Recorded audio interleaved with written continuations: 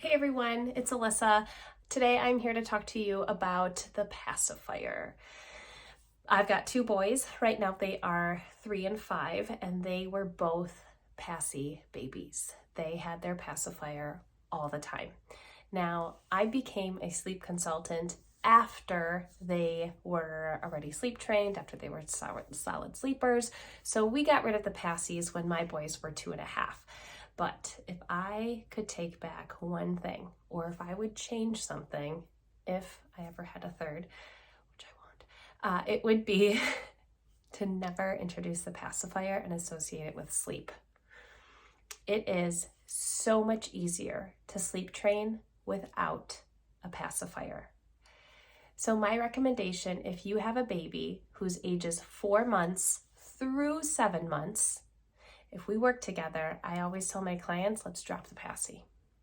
The passy will be a sleep crutch, and your baby will rely on you all night, every night, to keep putting it back in. You get into a game where you play passy pong, where they spit it out, you put it back in. They spit it out, you put it back in. The passy game is awful. I know it because I did it with both my boys, and it was terrible. It's like we would just fall asleep and then we would hear it and then they would cry. And it's like, oh my gosh. So they weren't actually independently sleeping. They really were relying on the pacifier. So if you have a baby who is 4 months through 7 months, I'm going to recommend dropping it. Never look back. I promise you will not regret it. Now, if you have a baby who is around 8 months old, that is the gray limbo area, because typically babies who are 8 months old can put it into their mouths independently, sometimes, or most of the time. For babies who are 8 months old, during the sleep training process, I recommend practicing independently putting the pacifier in throughout the day, all the time. I recommend putting your baby down on their bellies during the middle of the day, do some tummy time, and lay 5 to 10 passies in front of them.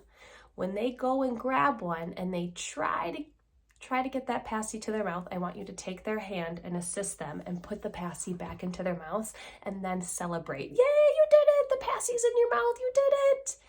Practice that all throughout the day. Get them used to the motion of picking up their passy and putting it into their mouths. So I recommend that for babies who are around 8 months old. Babies who are 9 months old typically have it. They typically know how to put their passy into their mouths independently. If this is the case, if you have a baby who's over 9 months old, you can sleep train with the passy. But here's the kicker. You can only insert it one time in the middle of the night. So if they throw it out, you can give it to them one time. You want to avoid that passy pong game where it's in and out, in and out, in and out. So that's the thing with babies who are over 9 months old. Replace it one time, and they can use it during sleep training.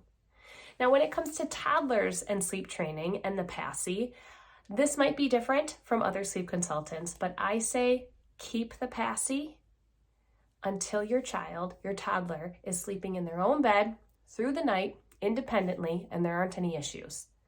I find that when we do too many transitions at once, it creates a lot of anxiety or protest from the toddler, and it makes parents feel bad, and then they're not consistent with it. So I recommend, if you have a toddler who's having sleep challenges and they have a passy, let's fix those sleep challenges first.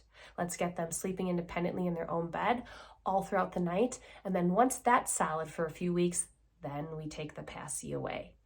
When it comes to taking the passy away from a toddler, you have to make a plan. You have to tell your toddler the plan. You have to give them the power. So if they are going to give it to the dentist, or if they are going to give it to the passy fairy, or if they're going to give it to the mailman, I want you to literally give them all of their passies and have them get rid of it.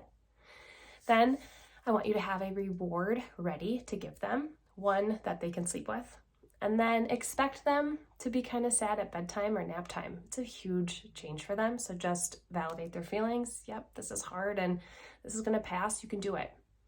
And then be consistent. Once you commit to getting rid of all the passies, they're gone. They are all gone. Even the ones hiding in the drawer, I want you to get rid of every single passy and don't look back. So to recap, if you have a baby who is 4 through 7 months, ditch the passy, get rid of it for sleep training. If you have a baby who is 8 months old, I want you to practice a lot during the day. Make sure that they can insert it themselves independently before you sleep train. And then if you have a baby who is 9 months or older and they can independently put the passy in by themselves, they can keep the passy. But the key there is to replace it one time in the middle of the night. You do not want to fall into that passy pawn game. All right, thanks guys.